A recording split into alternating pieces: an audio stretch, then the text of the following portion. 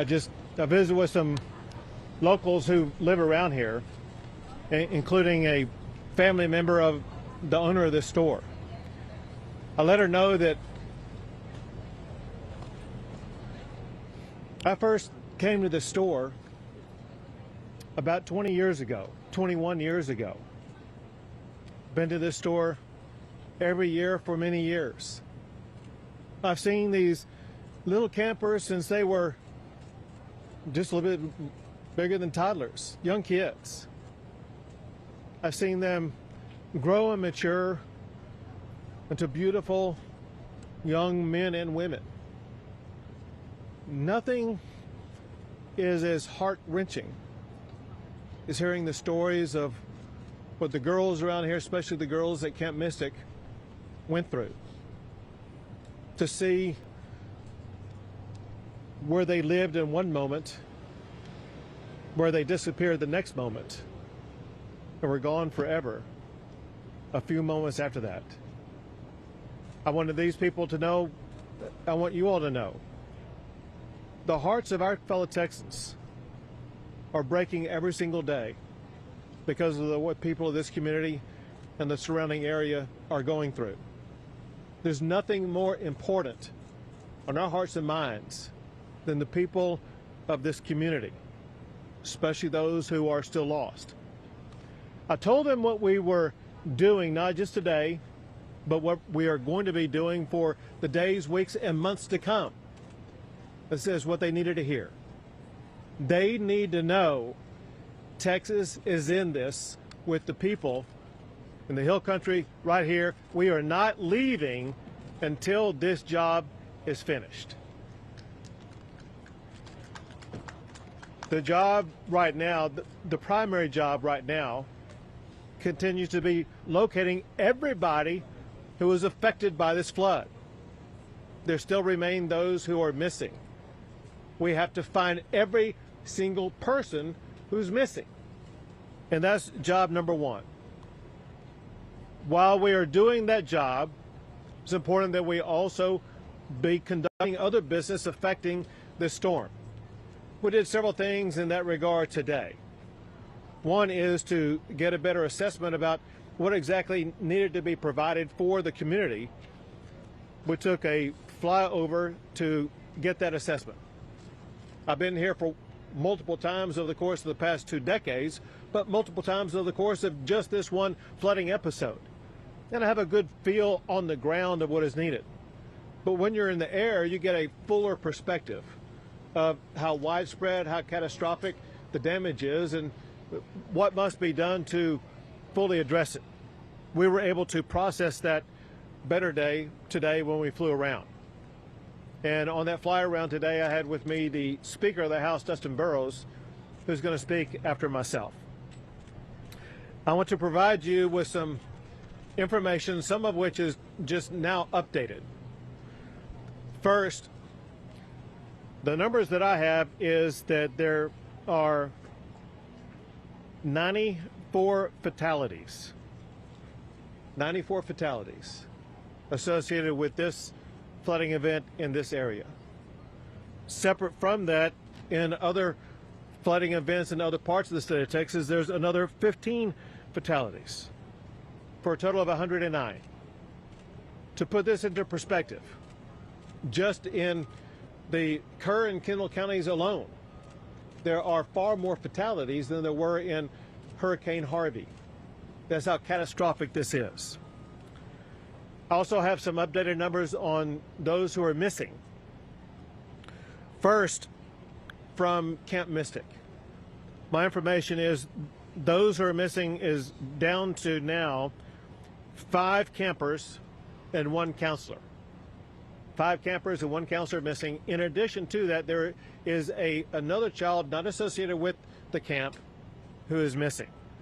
So for Kerr County, that would be a total of 7 who are missing.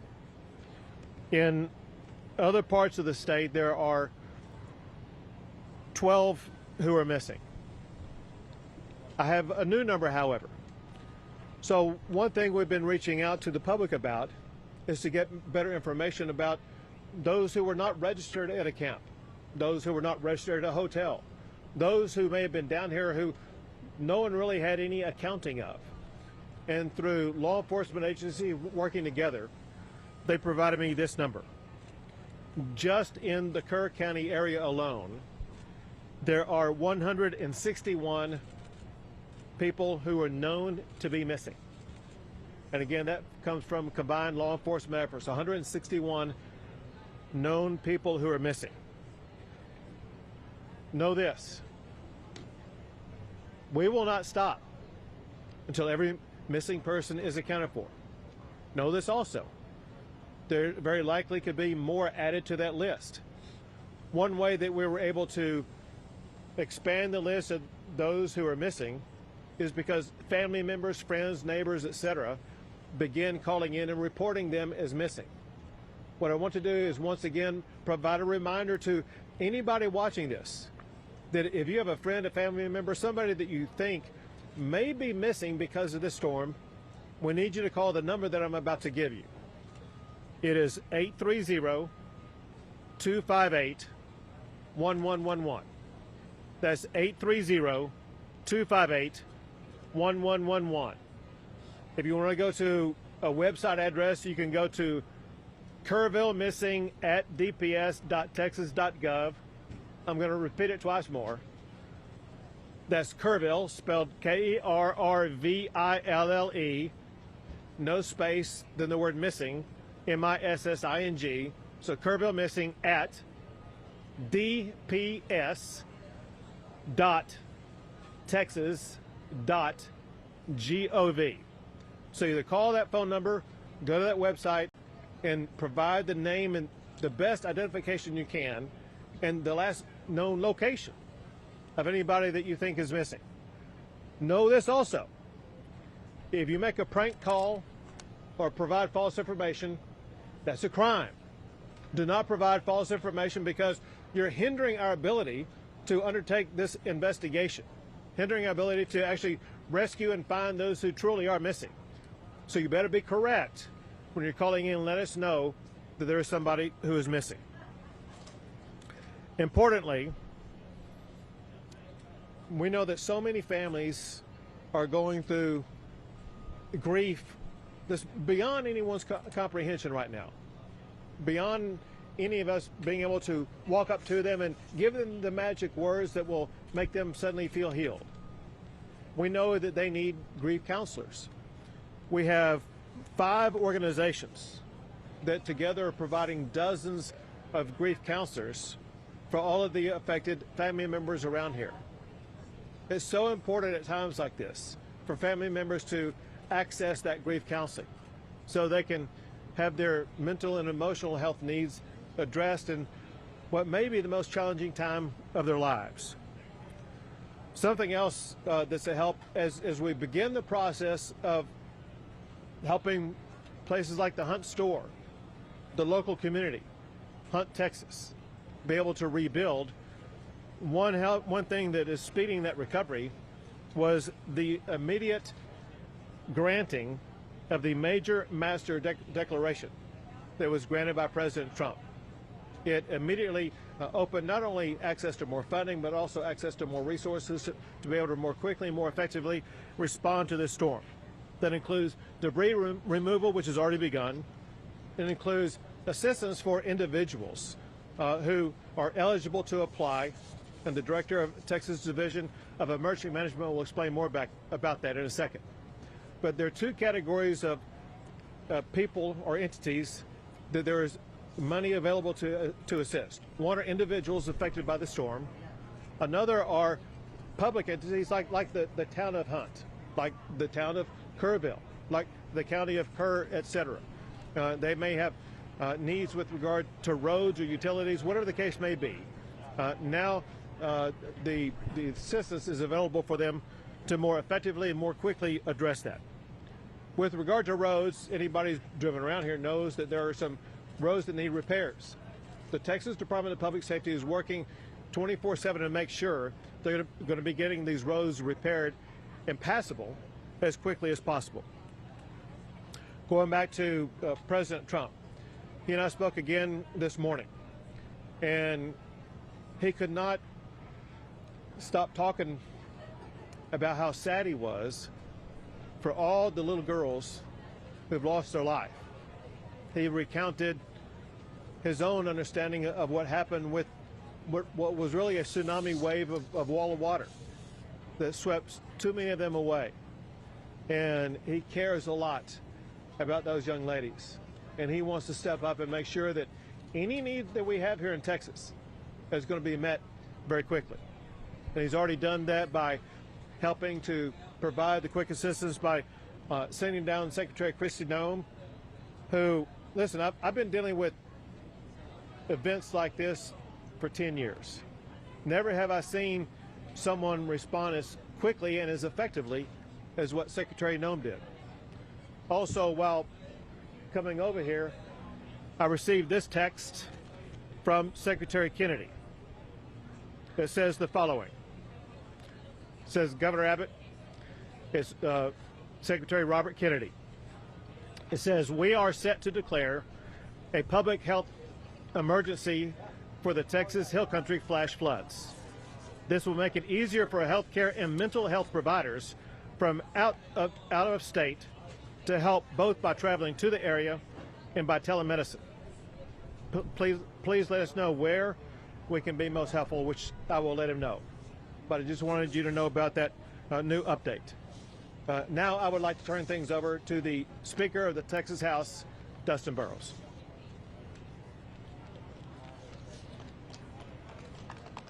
Thank you, Governor. First, to the members of the community and all those who've been impacted, the survivors, those who've lost loved ones, I know there's not any adequate words any of us can express to share our care and concern. But I want to promise you, every person in this state, every tip of it, we have held you in our thoughts, in our prayers, and we will continue to do so as you go through this. And you take care of what I know all Texans can endure. I had the opportunity to fly with Governor Abbott today over the damaged area. It is hard to comprehend the amount of water that came through in such a short period of time. It is unimaginable what the victims and survivors went through as they were faced with that, and we heard the stories about that. And looking at the debris and looking at the problems and all of the damage that's been done, I know there's a long road to recovery. But through that, we saw some silver linings. We saw Texas flags being flown proudly because we know people of this state are resilient. We saw people from all over the state coming together and working and volunteering and trying to begin helping rebuild and continuing with the search and recovery efforts. I have had members of the Texas House from all over the state looking for ways to help. You have a great local representative with West Verdell, but I promise you, every Texan, all 150 members of the Texas House have been looking for ways to help, whether it's helping to raise money or wanting to do things. They are committed to it. I want to thank Governor Abbott for saying that we will address these issues in a special session in 2 weeks. And I want to assure you, the Texas House will be organized, we will be ready, and we stand willing and able to listen to the community and experts and do all that we can to help address it from this perspective. So thank you all very much for the opportunity. I'll turn over the microphone.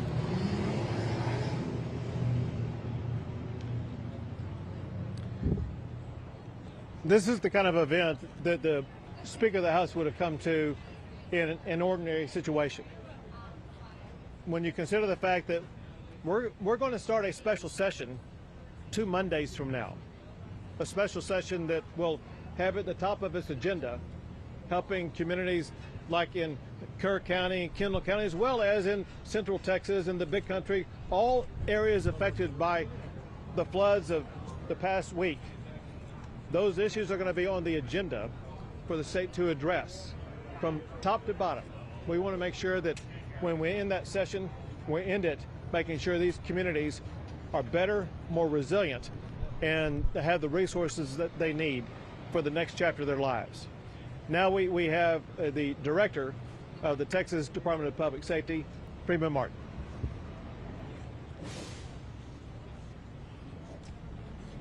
Governor, thank you.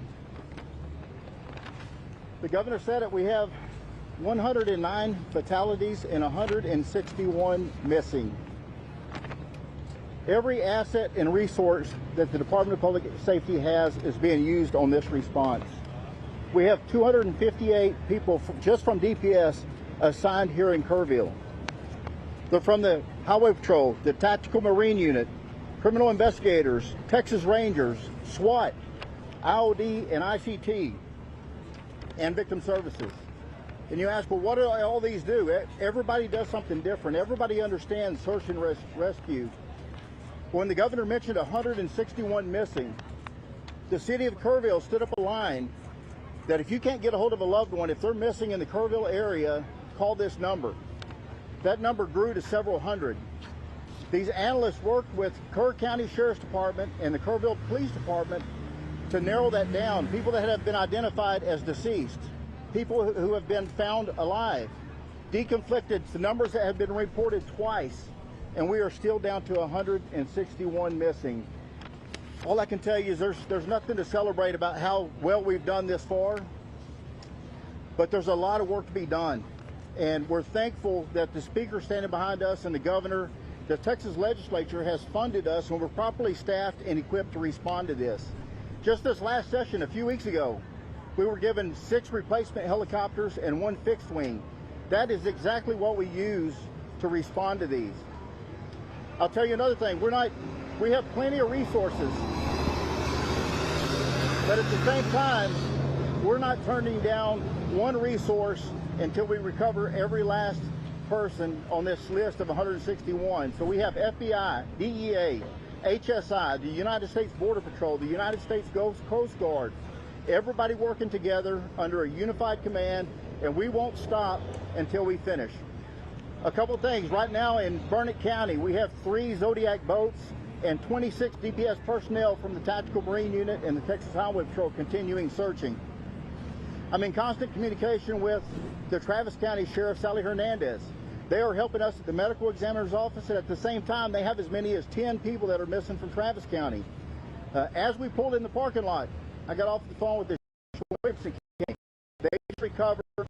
They had 3 people that were swept away, and just minutes ago, they recovered their last victim in Williamson County.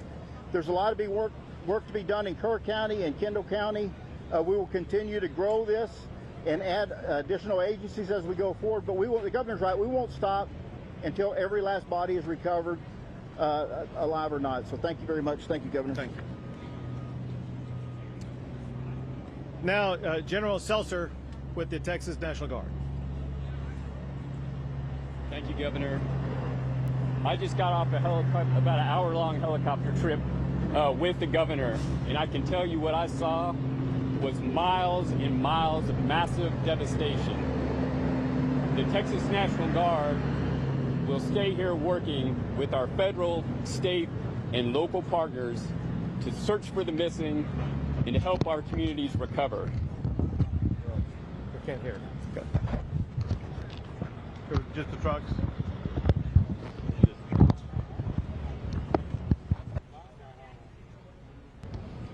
We will continue using assets such as search crews on the ground, high-profile military vehicles, Black Hawk helicopters with rescue hoists, and heavy Chinook helicopters in order to conduct search and rescue, evacuation, and to insert critical safety teams into austere areas to help life-saving.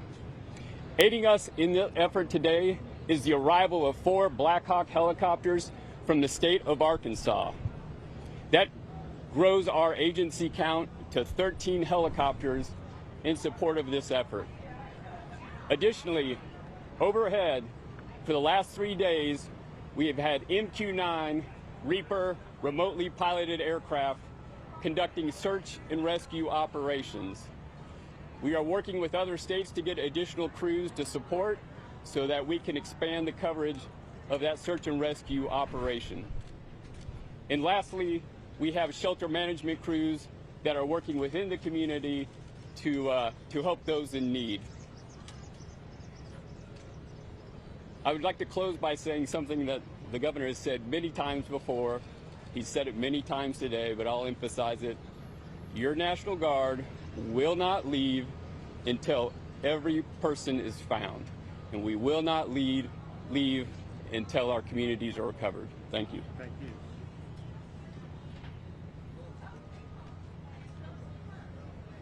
General Seltzer rightfully mentioned and thanks the state of Arkansas for helping out with those Blackhawks as well as other resources. I jotted down from memory what I think is every state that I know has either provided help or offered it or is on its way. I say that I'm hoping I'm not leaving anybody out. But our fellow governors and fellow states are helping out from Arkansas, Oklahoma, Louisiana, Iowa, Nebraska, Ohio, South Carolina, Georgia, Virginia, Pennsylvania, Massachusetts, and I regret if I missed your state. I'll try to come back to it here in a second. But next is Chief Nim Kidd with the Texas Division of Emergency Management. Thank you, Governor. I want to start by thanking all of you for standing out here in this heat and experiencing a little bit of what the volunteers and first responders are dealing with around the clock as we continue our search. We have 4 priorities. They are the continuation of the search. They are debris cleanup and removal. They are supporting individual assistance programs and public assistance programs. I'm going to dive into some of the details of those. We continue our search operations not just here in Kerr County, but in the other 5 counties where we have people that are reported missing. As you can see and hear by the trucks passing by, debris cleanup is well underway. I want to thank the volunteers and all of the private sector partners that are out there working on debris operations right now. This will aid in the continuation of our search. We are pushing forward to help those whose homes and businesses have been impacted through the FEMA Individual Assistance Program. The President's program has people here on the ground today that are working to get people registered through our websites and start opening disaster recovery centers today and tomorrow. Damage assessments for those locals are still underway, and we've had over 1,000 submissions into the ISTAT program. Please, if you have not submitted into the ISTAT program yet and your home or business was impacted, you send that information to us. Next. Well, that didn't work out. Continue to work on our public assistance for our communities, working to get our roads repaired, our debris cleaned up, our water, wastewater, and utilities back up online. Finally, I need your help in getting the message out to help keep the roads cleared. You've seen a lot of damage in these roads as our TxDOT crews are out trying to repair those roads right now while we still have a lot of traffic in our emergency operations. I want to thank you again for your time and your patience in helping us get this message out.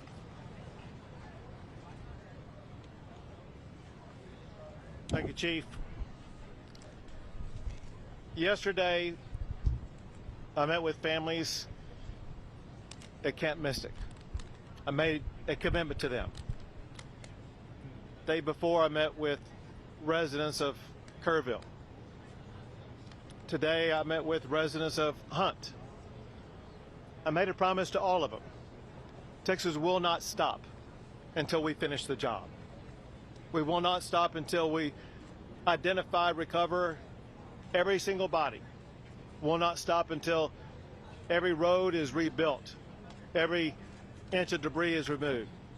We'll not stop because we are a state that cares about our people, cares about our communities, and we'll be with them every step of the way. We'll take a few questions. Governor Abbott.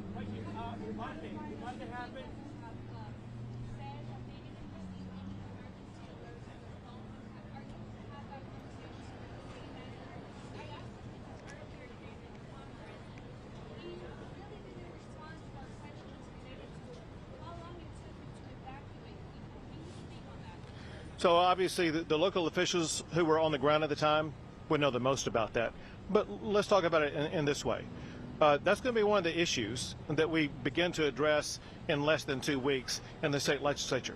We're going to address every aspect of this storm to make sure that we're going to have in place the systems that are needed to prevent deadly flooding events like this in the future. Governor Abbott, over here. When what happened, Governor, you led an investigation. Are you going to ask for investigation in this case? So you, we said when Harvey happened? No, Uvalde. Oh, Uvalde happened. Yeah. And it was gross negligence back then. Now this happened, and the death toll is enormous. Are you going to ask for investigation? Who is to blame here? Right. So I'm going to talk about two different things. The first part of your question, and that is an investigation. We know a special session's coming in about 10 days. That's where, I would say where it begins. Candidly, those investigations will begin by both the House and Senate before we go into session. So probably beginning later this week or the early part of next week, there'll be committees formed that are already kind of working on ideas about ways to address this. Second part of the question needs to be addressed. You ask, and I'm going to use your words, who's to blame? Know this. That's the word choice of losers. Let me explain one thing about Texas, and that is Texas, every square inch of our state cares about football. You could be in Hunt, Texas, Huntsville, Texas, Houston, Texas, any size community, they care about football. High school, Friday night lights, college football, or pro. And know this, every football team makes mistakes. The losing teams are the ones that try to point out who's to blame. The championship teams are the ones that say, don't worry about it, man, we got this. We're going to make sure that we go score again, that we're going to win this game. The way winners talk is not to point fingers. They talk about solutions. What Texas is all about is solutions. In fact, I want to read you something that I received last night that's worth emphasizing to put this in context.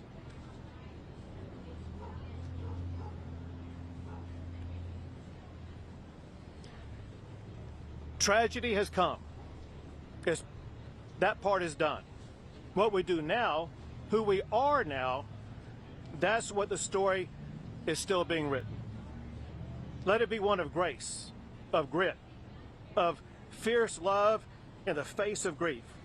Let it be the kind of story that proves that the hill country may flood, but it does not fail.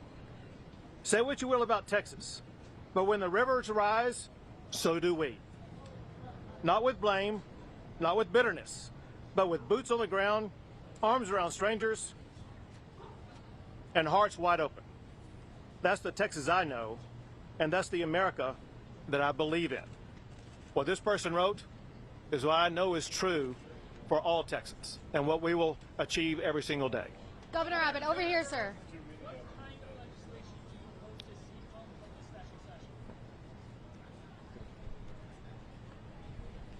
You know, part of the legislative process is policy is not made in a vacuum.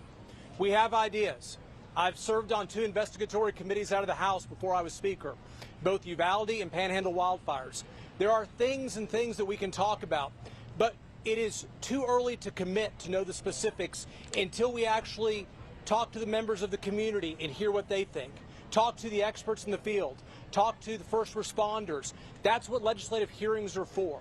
We are ready to get started. The legislators I talk to, the members of the House, and I know the Senate, are very interested in finding solutions to not accept that we can't do better. But we will have those hearings. We will synthesize what we get, and we will come up with legislation that I believe will make it to the governor's desk and make us a stronger, better, more resilient Texas. Governor Abbott, over here, sir. Governor, clearly there's growing concerns in this community. Well, so one thing that we're focused on is making sure that we deliver the right solutions. One thing the speaker just said is worth emphasizing, and that is that for us to provide real solutions, we actually need to hear from the people who are the ones most affected. The ones most affected, they're dealing with the grievance of having lost a child or lost a business or otherwise have their lives turned upside down. They don't have the capability right now of providing that information. We'll talk to local leaders, importantly, not just here, but across the state. And we want to make sure that we address what happened here, but at the same time, we want to make sure that we are able to implement measures that are going to be able to prevent loss in other regions going forward. So we have our work cut out for us, but I know the members of the House and members of the Senate, I know we'll work and get some meaningful things done. Governor Abbott, over here, sir. First of all, we want to acknowledge the superhuman work that's happening for for these rescue and recovery efforts. But there are growing concerns in this community about who was in charge during those critical hours when that first alert came in at 1:14 and when the wall of water arrived here just before 5 a.m. What is your level of concern here, and what are you looking into personally? So again, my focus isn't on trying to say, oh, you did wrong or you should have done better there. My job is to bring Texas and Texans together and make sure that we immediately start delivering on solutions. You talk about the heroic effort, and no one has seen the level of response as what Texas has provided over the past 4 days or so. And we continue to maintain that response here while also going to the state capitol and working on around-the-clock responses there to make sure that we do deliver real solutions for these people sitting right behind you. And a follow-up for Chief Kidd, please.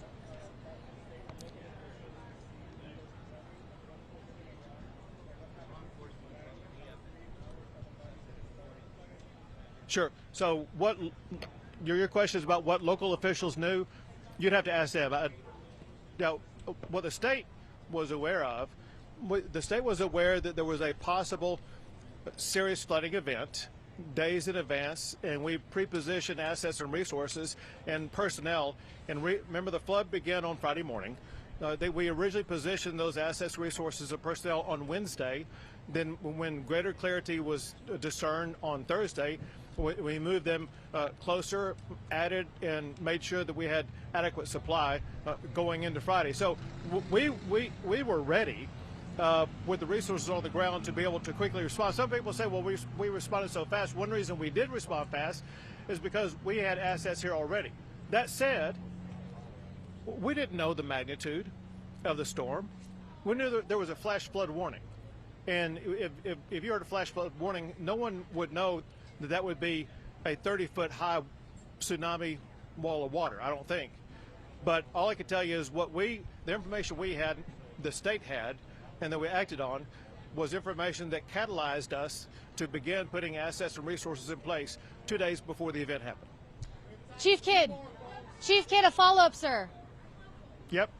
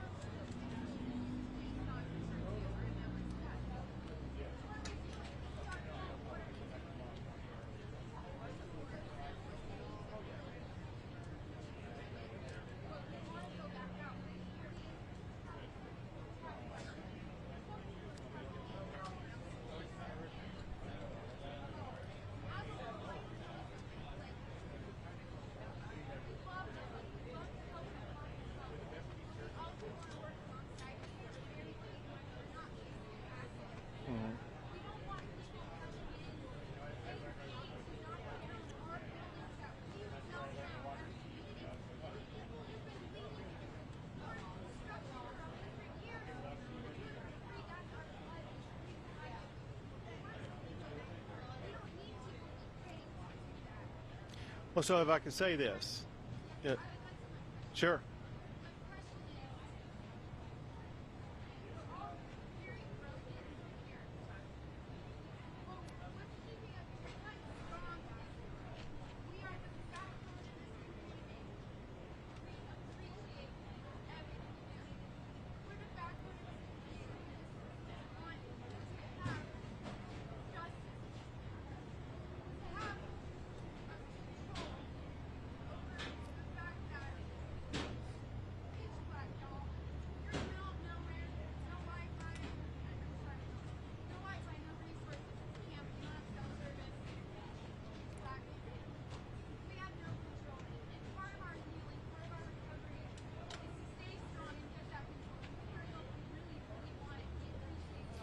Well, yep. Well, I'm gonna connect you with someone. Yeah. So let.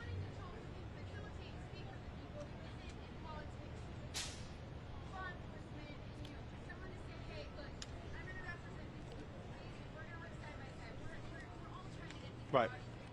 And I got the person for you. I'm going to give you her name, her number, let you connect with her. But let me say this.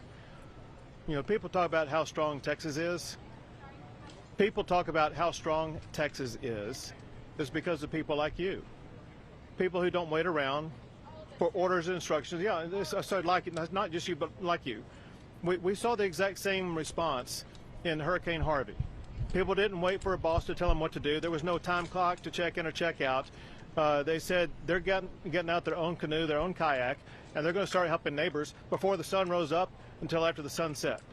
But all I wanted to let you know is the spirit that lies within your heart, and use the word blood, in your bloodstream. You have in your blood what Texas is all about. And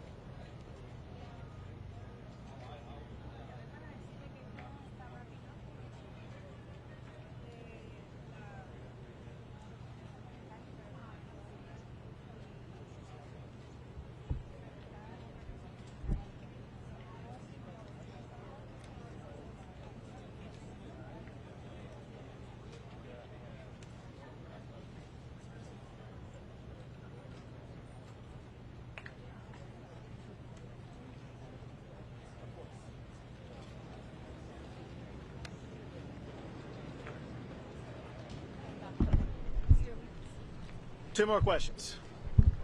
Quick follow-up. At what point was the state in contact with the county ahead of this flooding here, sir?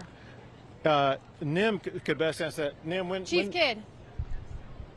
Chief Kidd, we know that resources were deployed ahead of this ahead of the flooding. At what point was the state in contact with Kerr County?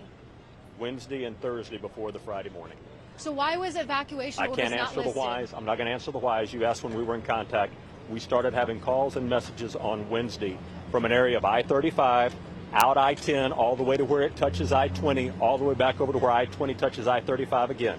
That is a large chunk of Texas that was anywhere in the potential area of where this kind of rain could have fallen. It picked this spot right here. All right. Can you tell us the nature of those talks, sir? Go ahead.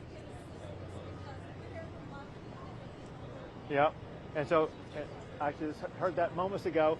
The man who's in charge of that assistance is Chief Nim Kidd. She wants to know how long does it take to get assistance? How long does it take to get assistance? So the disaster recovery centers will be published in the morning of those locations. They can go to those locations and start getting aid. There are plenty of volunteers that are out there ready to offer aid right now, in addition to the federal assistance. So you're saying that those centers will be open tomorrow morning? Yes, sir. Where? We have the addresses. I need to confirm them, and then we'll put them out. They will be publicized. They will be publicized. Yes, ma'am. Thank you all.